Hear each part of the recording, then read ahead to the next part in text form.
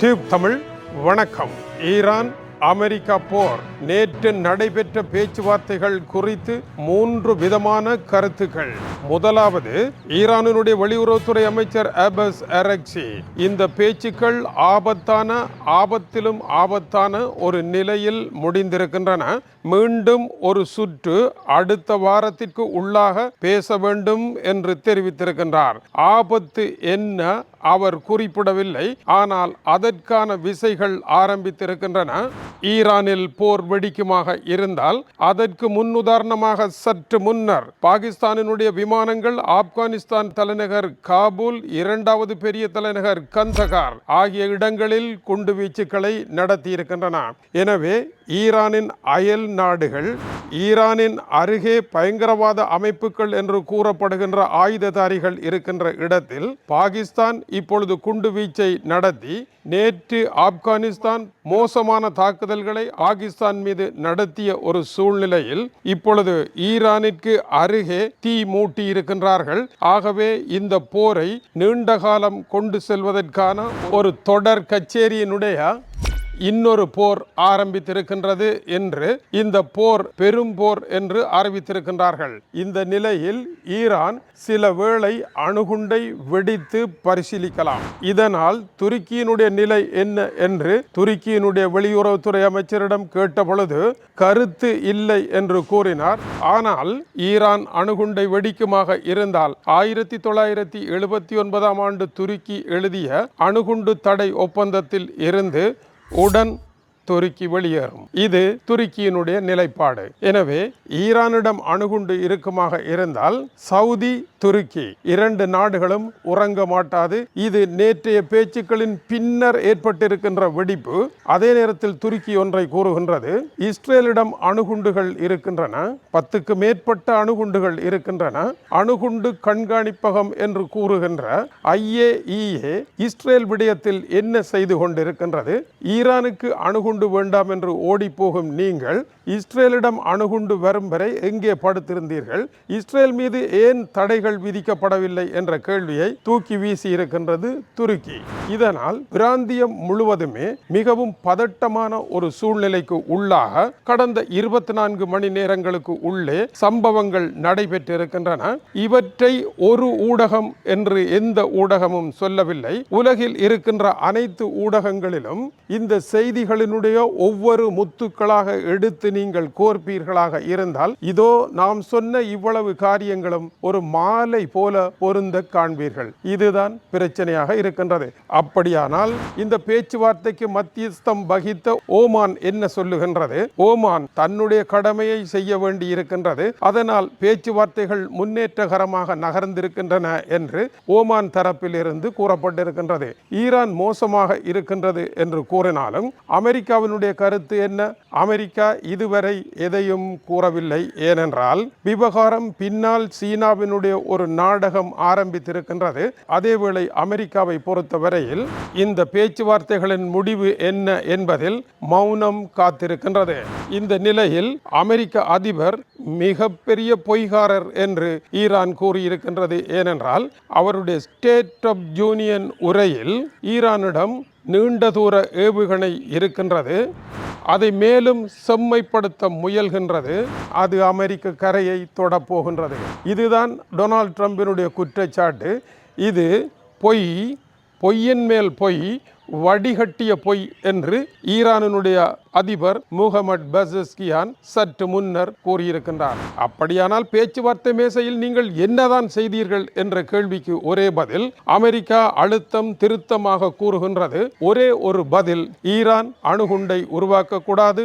ஈரானினுடைய uranium செறிவூட்டல் மக்கள் நலத்திற்கான மின்சார உற்பத்திக்கான அளவிற்கு மேல் செல்லக்கூடாது. இப்பொழுது சென்று விட்டது. இதுதான் பிரச்சனை, நிறுத்த வேண்டும். ஈரானை பொறுத்தவரையில் நாம் அணுகுண்டை செய்யவில்லை, ஒரு காலமும் அதை செய்ய போவதில்லை என்று அமெரிக்காவிற்கு வாக்குறுதி அளிக்க தயார். ஆனால் ஈரான் மீது விதிக்கப்பட்ட அத்தனை தடைகளையும் உடன் விலத்த வேண்டும். அதற்கு நீங்கள் தயார் என்றால் நாங்களும் தயாராகின்றோம் என்று ஈரான் கூறுகின்றது.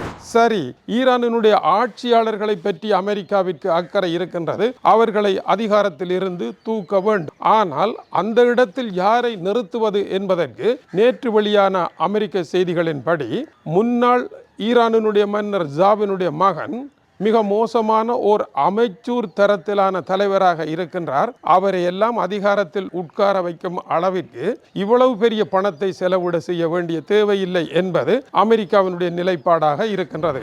ஆகவே இந்த இடத்தில் விவகாரம் வந்து பொறிகக்கி நிற்கின்றது. இது பொறிகக்கி நிற்கின்ற பொழுது ஈரான் என்கின்ற பெரிய நாட்டிற்கு உள்ளே கொரோனா பரவியது போன்ற நிலைமையை மாற்ற வேண்டுமாக இருந்தால் ஈரானினுடைய எல்லை பகுதிகளை மோதலாக்க வேண்டும். இப்பொழுது ஆப்கானிஸ்தானுக்கும் பாகிஸ்தானுக்கும் இடையே மோதல் ஆரம்பித்திருக்கின்றது. நேற்று ஆப்கானிஸ்தானினுடைய படைகள் பாகிஸ்தான் எல்லை பகுதியில் நடத்திய தாக்குதலில் 5 ஆப்கானிஸ்தான் படைகள் கொல்லப்பட்டிருக்கின்றார்கள். பாரிய அளவிலான தாக்குதல்கள் 1-2 அல்ல, பல இடங்களில் பரவலாக ஆப்கானிஸ்தானினால் நடத்தப்பட்டிருக்கின்றது. இதற்கு காரணம் என்ன? பாகிஸ்தானினுடைய குண்டுவீச்சு 18 ஆப்கானிஸ்தான் மக்களை கொன்று தள்ளியது. இதற்கு பதிலடியாக தலபான்கள் தொடங்கி இருக்கின்றார்கள் கச்சேரி. தலபான்கள் கச்சேரி தொடங்க பாகிஸ்தான் தன்னுடைய விமானங்களின் மூலமாக ஆப்கானிஸ்தானுடைய தலைநகர் காபூல், 2வது தலைநகர் கந்தகார் போன்ற இடங்களில் தாக்குதல் நடத்தி இருக்கின்றது. தலிபான்களினுடைய முன்னணி தலைவர் கந்தகாரில் இருந்திருக்கின்றார். அவருக்கு என்ன நடைபெற்றது என்று தெரியவில்லை. தலிபான்களுடன் ஒரு போரை பாகிஸ்தான் ஆரம்பிக்குமாக இருந்தால் தலிபான்களுக்கு அது ஆபத்தா, பாகிஸ்தானுக்கு அது ஆபத்தா என்றால் தலிபான்கள் சோவியத் ரஷ்யாவை தோற்கடித்தவர்கள், தலிபான்கள் அமெரிக்கர்களை தோற்கடித்தவர்கள் என்று தம்மளவில் அவர்கள் கருதுகின்றார்கள். இப்பொழுது தலிபான்கள் பாகிஸ்தான் மீது தாக்குதலை நடத்துமாக இருந்தால் தலிபான்களினுடைய நண்பர்கள் யார்? ஈரானா பாகிஸ்தானா என்றால் தலிபான்களினுடைய நண்பர்களாக ஏன் ஈரான் இருக்கக்கூடாது என்ற நிலையில் அமெரிக்காவினுடைய நலம் ஒன்றின் மீது இப்பொழுது தாக்குதல் நடைபெற்றிருக்கின்றது. எனவே இந்த விவகாரம் சாதாரணமான ஒன்று அல்ல. நீண்ட ஒரு போரிற்கான முயற்சிகளில் இவர்கள் ஈடுபட்டிருக்கின்றார்கள் என்பது கடந்த 24 மணி நேரங்களில் வெளியாகி இருக்கின்ற செய்திகளின் தொகுப்பாகும். இதை எளிமைப்படுத்தி இலகுவாக பார்த்தால் ஒன்றோடு ஒன்று பொருந்துகின்றது. முதலாவது, அமெரிக்காவும் ஈரானும் பேசிய பேச்சுக்கள் சரியான முறையில் முடிவடையாமல் பாரதூரமான இடத்தில் முடிவடைந்திருப்பதாக ஈரானினுடைய வெளியுறவுத்துறை அமைச்சர் அபஸ் அரக்சி கூறியிருப்பது. இரண்டாவதாக, பெரும் போர்க்கப்பல்களை பாரசீக குடாவில் வைத்து மூழ்கடிப்பதற்கான மிக சக்தி வாய்ந்த ஏவுகணைகளை சீனாவிடமிருந்து வாங்குவதற்கு ஈரான் ஒப்பந்தம் உறுதியாகிவிட்டது. இதனுடைய நோக்கம் என்ன? மூன்றாவது, ஈரானினுடைய அயல் நாடொன்றில் போர் வெடிக்குமாக இருந்தால் அந்த பிராந்தியமே போர்க்கடலில் மூழ்கும். அதன் பின்னர் ஈரானினுடைய நிலை என்ன? அமெரிக்காவினுடைய தாக்குதலும் நடக்குமாக இருந்தால் ஈரானில் இருந்து ஆப்கானிஸ்தான், பாகிஸ்தான் வரை இந்த நெருப்பு வளையம் ஓட ஆரம்பிக்கும். இந்த ஆபத்து வருமா வராதா? இது ஒரு கேள்வி. அடுத்தபடியாக, இந்த நெருப்பு ஆரம்பிக்குமாக இருந்தால் துருக்கி மீதான தாக்குதல் ஏன் நடக்கக்கூடாது? எனவே துருக்கியும் அணுகுண்டு வேண்டும் என்று கேட்கின்றது. அந்த அணுகுண்டு எங்கிருந்து வர வேண்டும்? பிரான்சில் இருந்து வர வேண்டும் என்று கூறுகின்றது, அல்லது இங்கிலாந்தில் இருந்து. இந்த நிலை ஏன் வந்திருக்கின்றது? இப்படியாக பிராந்தியம் முழுவதிலும் கலக்கம், குழப்பம், இனி என்ன செய்ய வேண்டும் என்கின்ற தயக்கம் உலகம் உறைந்து பார்க்கின்றது. இந்த சம்பவங்களை ஊடகங்களினால் சரியாக பிரித்தெடுத்து மாலையாக கோர்த்து இதுதான் என்று உறுதிபட சொல்ல அமெரிக்க ஊடகங்களுக்கு வலு இருக்கின்றதா என்பது சவாலாக இருக்கின்றது. இது டியூப் தமிழனுடைய உலக செய்திகளுக்காக இலங்கை வடபுலம் யாழ்ப்பாணத்தில் இருந்து கீசே துறை. வணக்கம் உறவுகளை.